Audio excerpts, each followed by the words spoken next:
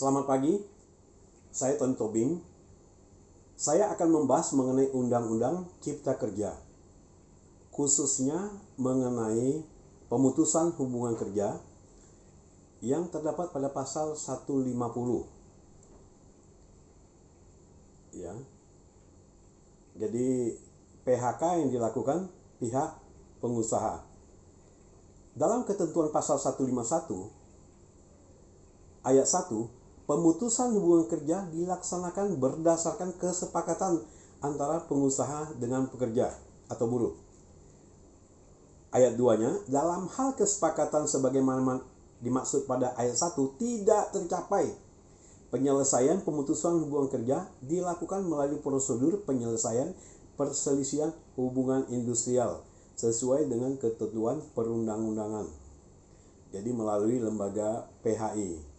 Nah, yang menarik di undang-undang ini, di pasal 151A, ini ada disisipkan antara pasal 151 dan 152, kesepakatan dalam PHK sebagaimana dimaksud dalam pasal 151 ayat 1 yang tadi ada kesepakatan tidak diperlukan dalam hal, ya, coba simak baik-baik. A. Pekerja buruh masih dalam percobaan kerja. Ini tidak diperlukan kesepakatan, bisa langsung dilakukan PHK. Yang B, pekerja atau buruh melakukan pelanggaran ketentuan yang diatur dalam perjanjian kerja, peraturan perusahaan atau perjanjian kerja bersama dan telah diberikan surat peringatan pertama SP1, SP2 dan SP3 secara berturut-turut. Nah, C, pekerja buruh mengundurkan diri atas kemauan sendiri. Ini tidak perlu dilakukan kesepakatan. Yang D, pekerja buruh berakhir hubungan kerjanya dengan perjanjian kerja waktu tertentu.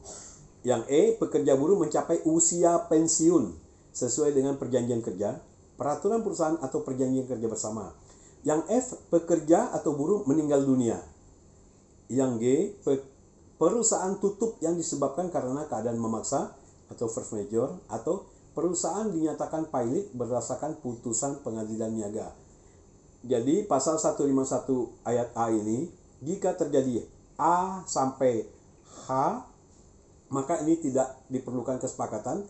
Pengusaha bisa langsung mengeluarkan surat PHK tanpa melalui lembaga PHI. Jadi kalau sudah surat pemutusan hubungan kerja dilakukan, maka pengusaha wajib melaksanakan pasal 156. Pasal 156 ayat 1. Dalam hal terjadi PHK, pengusaha wajib membayar uang pesangon dan atau uang penghargaan masa kerja. Di 156 ayat 2, perhitungan uang pesangon ada disebutkan masa kerja kurang dari 1 tahun atau lebih, kurang dari 2 tahun, 2 bulan upah, dan seterusnya.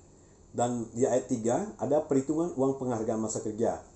Nah, ini yang sangat menarik. Ya, ini yang sangat menarik. Di pasal 185, jika barang siapa melanggar ketentuan dan seterusnya, pasal 156 ayat 1 ini, maka dikenakan sanksi pidana penjara paling singkat 1 tahun dan paling lama 4 tahun. Atau denda paling sedikit 100 juta dan paling banyak 400 juta. Tindak pidana sebagaimana dimaksud di pasal 185 ini adalah ayat 1 merupakan tindak pidana kejahatan.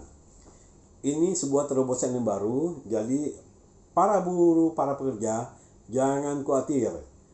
Ya, semua hak-hak buruh pekerja telah diberikan oleh pemerintah dengan adanya Undang-Undang Cipta Kerja yang baru ini.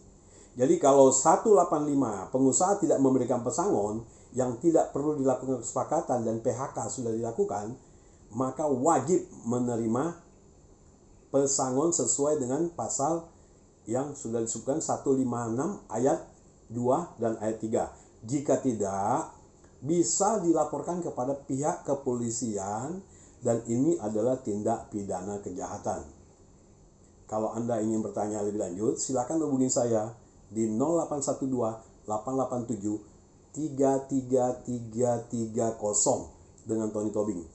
Salam.